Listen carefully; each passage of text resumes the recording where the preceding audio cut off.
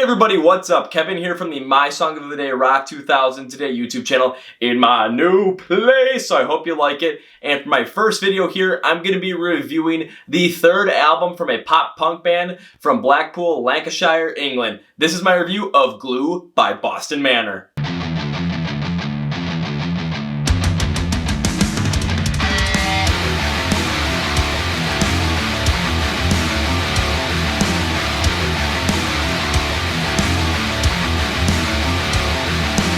So before we get going, let's take a little bit of a look back at the background for Boston Manor to see what's really going on. Their Welcome to the Neighborhood album, their second outfit, was released on September 7th, 2018. And Punktastic.com was one of the many places that gave this critical praise, saying that they took everything in their first album that was good, multiplied it tenfold, and then made a great second album. It was even Kerrang's album of the week.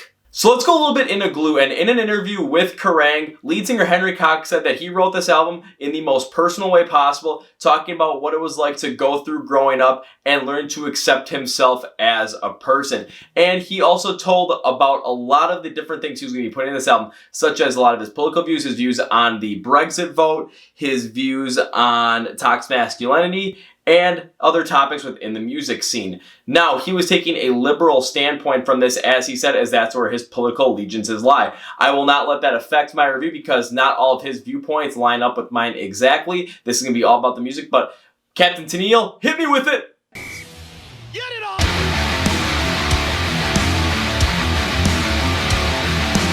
So let's go to the composition, construction, and instrumentation of Glue by Boston Manor. Now, with them being a pop punk band, on this album they went a little bit of a different direction, and they went in two separate tropes. The first is an alternative rock style, where they're going to go with more of that alternative experimental style, and not the biggest fan of it. Take a look at a song like Terrible Love, where it really had this feeling like it was I Should Have Known by the Foo Fighters, but instead of having more like a reflective tone, it had a little bit more of an upbeat tone with some pop tendencies in there, and it just made it sound like a rather bland track.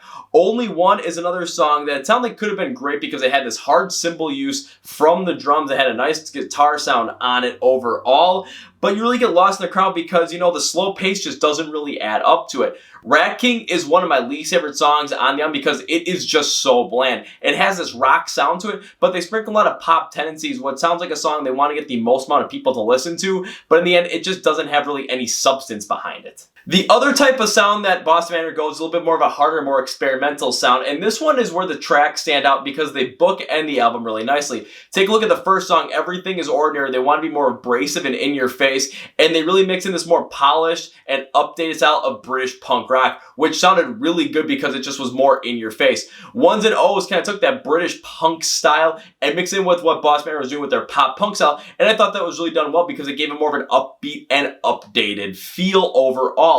And Monolith, and I'm just looking at the first part of Monolith on this one because on Monolith in the first part, they took this more alternative sound and they mixed it in at the same time with a metalcore instrumentation and metalcore sound, so that when they were doing more of an alternative vocals and then the screaming vocals, it really played off well, and it was the standout moment on this album from an instrumentation standpoint. However, the second half of the song has more of the sonic alternative feel to it, which I really don't care for. I wish they would have split up these two parts of the songs because it would have been great to have Monolith as the hard song that it was, and then have the softer, more sonic part as the outro. So overall, you're going to get a grab bag on this one. When I think they go with more of this alternative style, I think the album is really bland, but when they go with more dynamic style, mix in more of that pop punk tendencies in there, along with some other random tendencies like British punk and metalcore, I think that's where this band really stands out in this album.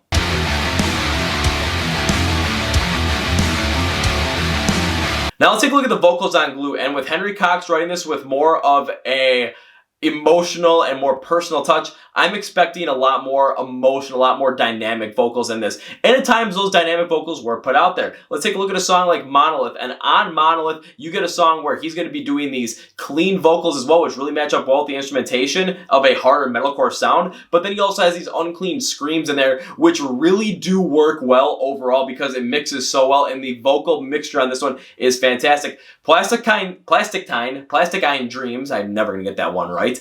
Has this sound where he's a lot more mellow, a lot more drum back, a lot more jaded, kind of like Kurt Cobain is. And while it's more, monotone throughout the whole entire thing, the dynamic behind it, and especially with how it plays off with the theme of the rest of the instrumentation, is done incredibly well. And then take a look at Playing God, where he uses more of these vocals behind it, a little more of these powerful vocals, a little more emotional style to it, which I really do like how this ends up playing off on the album, because it just shows that he has more emotion, puts more power into those vocals. There are also times on this album where his vocals were stagnant. Take a look at a song like On a High Ledge.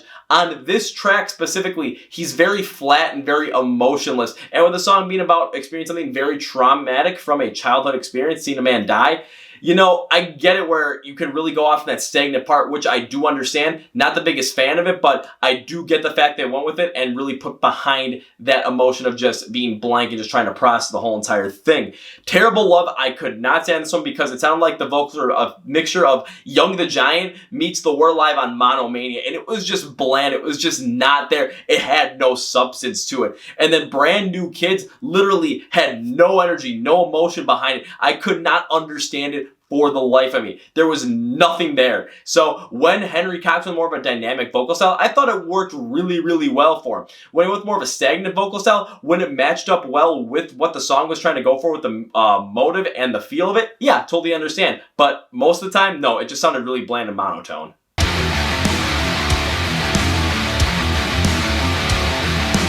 So let's take a look at the themes of the album. And with Henry Cox, he took a look at a more personal approach, a more emotional approach to really put stuff around there. So you're going to get a lot of things from a world perspective and an individual perspective. Take a look at a song like Everything is Ordinary, where they're trying to put off that, we are accepting things as a people, as a society, that we shouldn't be accepting, but because they're being forced and told us to accept, we're just accepting them anyway. Take a look at Plastic Eye Dreams, where you're talking about a dream to get into the music industry, but then being slighted and jaded because you are getting your money taken from so many different places, from so many different people that really don't make any money, but you can't really do anything about it because that's the way the industry is, and you're still making some money anyway. On a High Ledge also has a theme that when Henry was a kid, he witnessed someone committing suicide right in front of him, and the process of emotion that happened to him when he was a kid.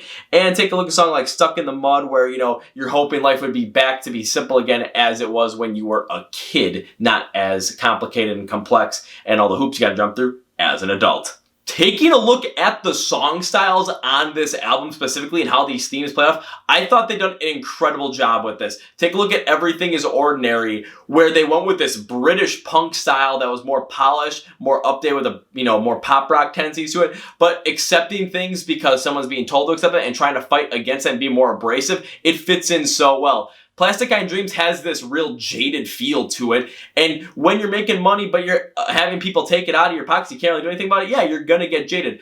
On a High Ledge, I spoke about it earlier, it does have this blank feel to it, but as a kid, when you experience something like that, yeah, you're gonna have trouble processing. I totally understand that. So when you take a look at the themes on this album and how these song styles play, I think that's a very strong point on this album because it is something that really captures the emotion, much like what Ice Nine Kills It on the silver screen when it came to capturing the feel of those horror movies.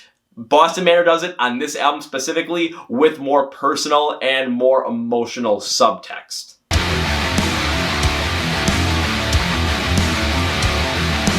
Alright, now time for my overall rating of Glue by Boston Manor, and that is...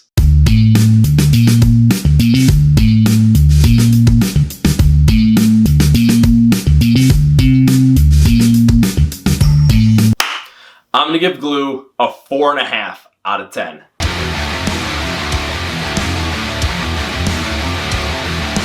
So I'm giving Glue by Boston Manor a 4.5 out of 10. Taking a look at what I liked on this album, I really loved how the themes of the album really played into how each of these songs felt, and I just got done speaking about that before the rating. So take a look at On a High Ledge, where you're talking about seeing a man fall to his death as a kid and trying to process that, just the blankness of it really came off well in that song. Everything is Ordinary, about accepting things because people are telling us to accept them and to stand up against it with its abrasive British punk roots tone. Absolutely fantastic and well done. And Plastic Eye Dreams has this whole whatever man feel, this whole jaded feel to it when you're making money and people are taking money out of your pockets in the music industry, but you're still making some money anyway, so you can't really do anything about it. I love the feeling behind it. And I also love love the first half of the song Monolith because it is the most dynamic sounding song on the track, where you have the vocals going clean and unclean screams mixing with this metalcore and pop punk tendency style. It is something that is fantastic. It's like,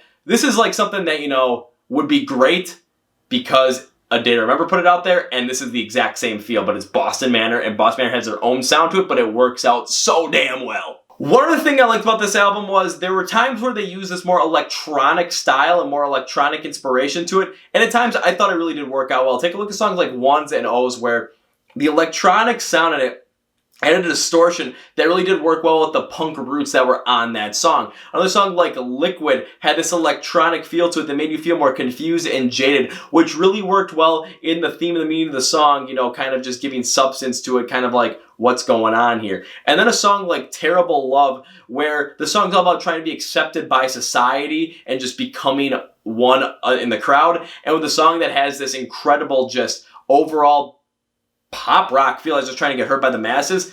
It really does work out to try and get that feel and try and create that wanting to be accepted feel. Now, what did I dislike about Glue? And one thing I disliked about was the monotony of the alternative style that they went on most of the songs in the middle, because when they went with this more alternative rock style, what I thought they did on that album just really made it sound like it was just kind of one long run-on sentence. There was really no full substance behind it like there was at the front end or the back end of this album. It just kind of felt like it was there. They brought in a couple electronic instrumentation styles, they brought in some pop tendencies as well, and it just really made it seem like this was more of just kind of like a their album, just kind of bland. Take a look at songs like Brand New Kids, You, Me, and the Class War, and The Racking. Racking is the blandest song I have heard this whole entire year, and it might go on my worst list. I am not entirely sure if it will, but they're just bland. One other thing I did not like about this album was the monotony in Henry Cox's vocals. There were times where his vocals were more dynamic and they had more substance. They were doing many different things in the songs, and I really did like that. But when they were more monotonous and just kind of flatline,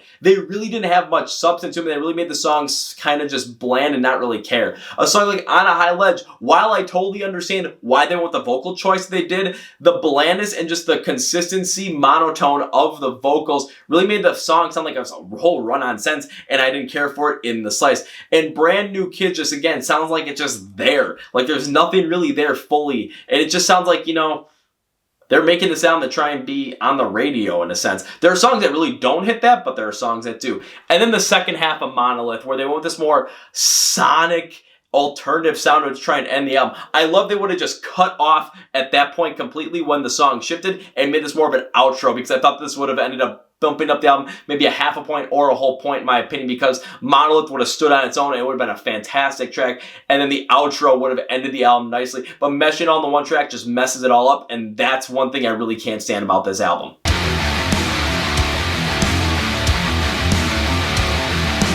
So now time for my final thought. After hearing the singles, I thought Boston Manor was going to go with more of a generic sound, more alternative style, because of the way the songs were going. It didn't have a lot of dynamics to it. And I end up being right, especially within the middle of the album. And I thought a lot of those songs, they're going to end up being popular for the mass as well. They're a lot easier to listen to. Some of them have a little bit of a catchy tendency, especially those pop tendencies. And it just really stands out as something that, you know, is very simplistic to listen to. When you go into some of the harder tracks, like Everything Is Ordinary and Ones and O's, you get a little bit more of a difference, a little more dynamic in there that more people aren't going to probably shy away from, but I think there's some of the better tracks. And Monolith especially. Monolith I think is the best track on this album, but it's only the first half, and I just really don't get it. Overall, I think Boston Manor is going to end up growing as a band because of this, but I think they're starting to get away from their more core sound and get a little bit more into a radio-friendly, pop-friendly sound just to reach the masses. I hope they don't continue on this track, but, you know, you got to go down that track to see where it's going to end up, and this one, not the best move from Boston Manor. Alright, that's it for me. Thank you for watching the My Song of the Day Rock 2008 album review by Boston Manor in the first video in this place. If you like the video, give me a like. If you dislike it, give me the dislike, but put in the comments why you like or dislike it, and let's talk about it. If you're not subscribed to this YouTube channel, hit the subscribe button and the bell icon to be notified when I release videos every single Wednesday. The podcast episodes on Tuesday, and anytime I release anything different. Get those out of here. Please follow us on social media like Facebook. Anytime anything gets released, you're going to find out on Facebook, Twitter, It's really easy to talk to us on Twitter, so go talk to us there. Instagram is our biggest platform. We can do all this stuff there with the 30-second song of the day previews anytime anything gets released. Easy to talk to us. We also ask you a lot of questions. We have our IGTV videos, which is a Tuesday night series, behind the scenes look at what we're doing here, and our Instagram live streams every Wednesday night at 9 p.m. Central Time. It's an hour you get to come talk to me, and we just get to have fun as a group. It is a fantastic time, so make sure you're following all those links in the description. Get that out of here. We're going to talk about the Chord Progression Podcast. It is our very own podcast where we're interviewing the emerging bands in the scene today. So you're going to be getting a lot of interviews from bands like Stain the Canvas, big time metalcore band coming out of Italy, E-Line, alternative metal band coming out of Italy, getting a lot of bands over in Europe and bands here in the United States as well. So you want to get in early on these bands because come a couple of years, these can be the ones that are going to be those mid-tier and potentially headlining some of these big festivals. So you're going to want to get in early on them. Great place to do is the Chord Progression Podcast on Spotify, Apple Podcasts, Google Play, and you can watch the interviews right here on YouTube on the My Song of the Day Rock 2008 channel. Links in the description below. Get that out of here. If you're not able to our Amazon Alexa skill, please go and do that right now because when it's a Song of the Day choice, on the social media platforms, you get a 30-second preview. On that, you get to listen to the whole song the whole day. The Song of the Day choice is the best possible way to figure out about new music, fall in love with bands you're gonna fall in love with, fall in love with bands you used to fall in love with, and just enjoy music as a community. And our Small Band Saturday feature is the best way to get to know some of these younger, more emerging bands in the scene and listen to their new songs and all their songs on our Alexa skill. So please enable that right now, and I want to thank you guys for watching this video. Plenty more to come. I hope you guys like the new space, especially the Ice 9 Kills Rise Against and a Day to Remember poster right there. Absolutely love it, guys. That's it for me. This is Kevin from the My Sunday Rock 2008 YouTube channel, and you guys know how I end all these videos. I'm still going to do the hat flip. First hat flip fail, but see ya!